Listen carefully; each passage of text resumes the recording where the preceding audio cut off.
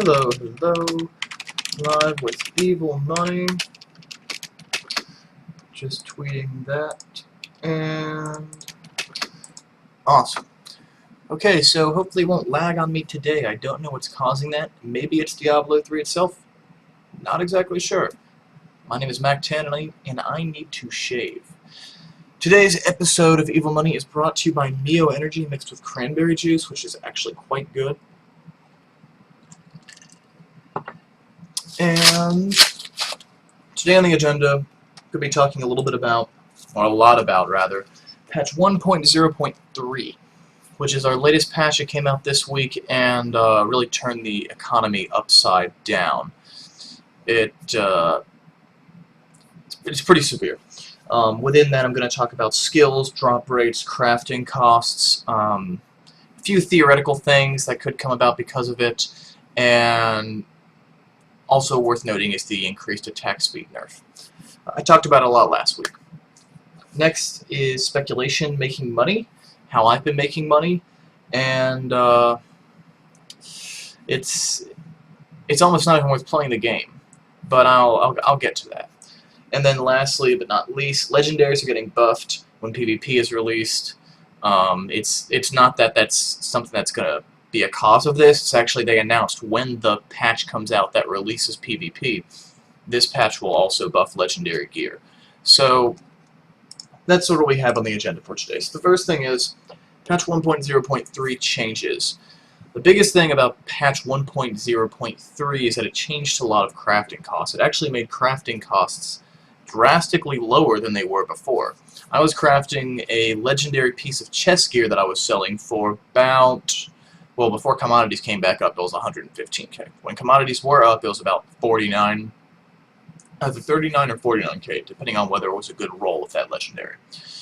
And I'm in a very precarious position now, and especially for the first few days after the patch came out, because I had all these up for 49k, and when the auction house is back up, suddenly the price had dropped down to 29k. Now, granted, the price to make this item has gone from 30k to about 12k. So the profit margin is actually higher with this nerf. However, the amount of gold that was made per sale, not investment and return risk, but the amount of money that you made per sale was actually about the same, and in some cases much higher before the nerf. So that was sort of a mixed bag. The biggest problem with this is that now that legendaries are so cheap to craft, they no longer sell for a decent amount of real money. And by decent amount, I was selling these for $3.50, and I would sell like 5 or 10 a day. Now they're selling for $1.25 the whole way through, and no one will pay a penny more than that. I don't know why someone would sell something for $1.25. You sell it for $1.25, and you get to keep, I don't know, something like 17 cents. No, I guess you'd make more than that. You get to keep like 20 cents. But still, that's, if you have to sell 5 items to make a single dollar, why are you even bothering? So that's sort of where I'm at on that. That would mean that if you wanted to make $10, you'd have to sell 50 of those vestments, which is totally inefficient. So next on the list, I want to talk a little bit about drop rates, and this blew me out of the water. This change blew me out of the water, and I was wrong about something. I was incredibly wrong about something in the economy, and this is that I predicted very confidently that the prices would plummet with this patch, the prices of everything, because drop rates would be improved and Inferno would be easier. Well, this was actually, I was completely wrong. The drop rates for Act 1 were increased ever so slightly. Now there's a slight chance of being able to find a really high-powered item in Act 1. Before, we didn't have that. However, Acts 3 and Acts 4 had their drop rates substantially reduced. In addition, frenzy timers were added to a lot of rare spawns and bosses. So in Acts 3 and Act 4, in addition to the bug fixes, Acts 3 and Acts 4 are now substantially more difficult than they were before, with substantially shittier drop rates. So gear actually went up. The value of gear went up It's skyrocketed. Stuff that was selling for weapons that were selling for 5 million 2 weeks ago, 3 weeks ago, will now sell for 20. The price of everything is soaring, and I don't know whether this is due to inflation or just the price of lowering those drop rates right now. It's really, really... Blizzard wanted it to look like, and this is what really gets me about it, Blizzard wanted it to look like this patch is going to level it out. It's going to make the game easy. It's going to make Inferno easier. It's going to make it more feasible. It makes it a little bit better for Melee. It makes it a little bit better if you are trying to just out-gear the game. It makes it a little bit easier. But if you were trying to out-micro the game, if you're trying to go in with shitty gear and a lot of gold find or magic find, and just kite and fight and kite and fight, lock things into choke points, use skill, have a higher skill ceiling, that doesn't work so well anymore because the monster's AI is improved, followers' AI is improved. It hurts the game, and I don't know, it rewards players that spend more money on the Real Money Auction House, which they don't have to spend as much because Real Money Auction House prices have plummeted, at least for crafted items in the past week. So, really quickly, before I move on, I just wanted to say about these patch notes. With patch 1.0.3, we have the problem of the increased attack speed nerf. That sucks. I have a weapon on my Witch Doctor, Mac 10, the Witch Doctor. It has 729.2 DPS. Before the nerf, it was 799. So that sucks. I mean, there's no easy way to say it. That sucks. It absolutely sucks. I mean, it sucks. It was a terrible nerf. I meant to unload the item and I never did. I definitely should have unloaded the item, but I'm stuck with it. I might be able to sell it for real money right now. Very briefly, that item is, let's set for daggers. Maximum buyout price for $20. Nope. $10. Nope. $3. Nope. Nope, nope, nope, nope, nope. I will not be able to sell that item at all. It's actually completely useless as far as the Real Money Auction House is concerned. Which is a shame. It's a terrible shame. I still make money at a very good rate, but it's kind of sad that the way that you're supposed to make money in this game, through crafting, through grinding out monsters, through the traditional ways of playing a game like this, or rather just playing an MMO, even though I know it's not an MMO, but bear with me here for a moment. Those conventional means and the supposed norms of making money have been completely nullified. I mean, you don't make money playing the game like you're supposed to anymore. Which brings me to my second point, and it's the light at the end of the tunnel. Speculation is now more profitable than ever, at least proportionally to actually playing the game. I ran all of Inferno Act 1 twice yesterday, and I think I made 1 million gold, something like that, over the course of half a day. And I'm talking right after you kill the blacksmith, through the butcher, ran the whole thing with 5 stacks of Nephilim Valor and 84 magic find, and I probably made 1 million gold. I've made that today in less time, just buying stuff and putting it on the auction house. And I mean, okay, let's go to equipment. For example, equipment, armor. Let's search for chest armor. Alright, magic find. Set minimum 15. Vitality. Let's say 120. And has 3 sockets. Alright, well, I've got a few here that are... Well, the cheapest one is 190,000. The next one is 199,000, but it actually has worse stats. And then the next one has 299,000 as its base price.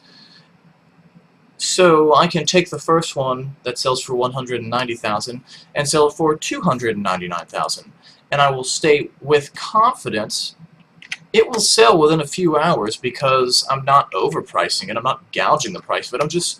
I'm pricing it barely. I'm even undercutting a little bit. I could sell it for more, but I'm going to sell it for a relatively low price and flip it for 100k minus Blizzard's profit. Well, 300k minus Blizzard's profit. You have about 45k, so that's 55k profit. If I buy something for 190, sell it for 300, it's 55, 60k profit. And that's probably in an hour or two of just letting it sit there while I'm doing God knows what. Versus if I were actually grinding this out, I mean, that would take me a much longer period of time if I have 10 of these. So let's take that scenario I just described to you, just as an example, and multiply it times 10. So if in 3 or 4 hours all 10 of those sells, that means in 3 or 4 hours I make over $500,000 in gold, and that means it took me 15 minutes of looking up stuff on the auction house, throwing it on the auction house, walking away, coming back in 3 hours. I've got $500,000 gold more than I started with. That's a much more efficient way than grinding out Act 1, Act 2, Act 3, even Act 3 right now, even Acts 3 and 4. Act 3 and Act 4, by the way, have the same drop rates. That's why I don't really emphasize the difference between the two of them at the moment. So, next on the list, a little bit of theory crafting. So, I talked a little bit before about how when the PvP patch comes out, our legendaries are all going to get buffed.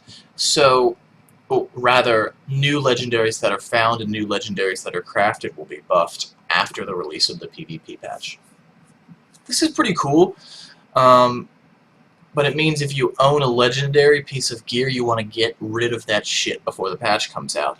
But that's nowhere near. I thought it would be August or September. I'm thinking more like October, November now, maybe even December, just because we haven't heard anything about it, and it's already June, and this is going to be a pretty substantial patch. PvP, which I will get to in a moment, is going to add a lot of different aspects to the game. It's going to make the game more dynamic, and it's going to have a very complex effect on the economy.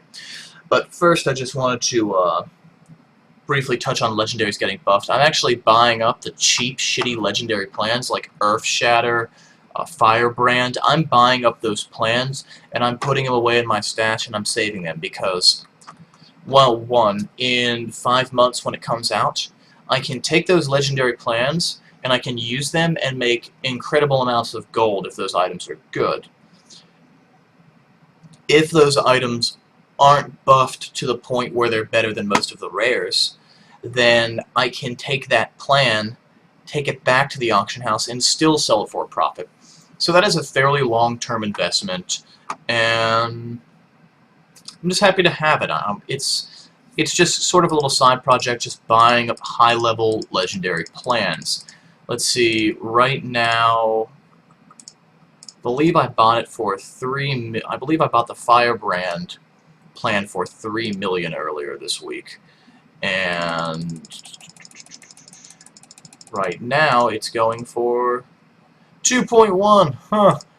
I should have bought that a little bit later. But in general, I think as a rule the price of that will go up over time.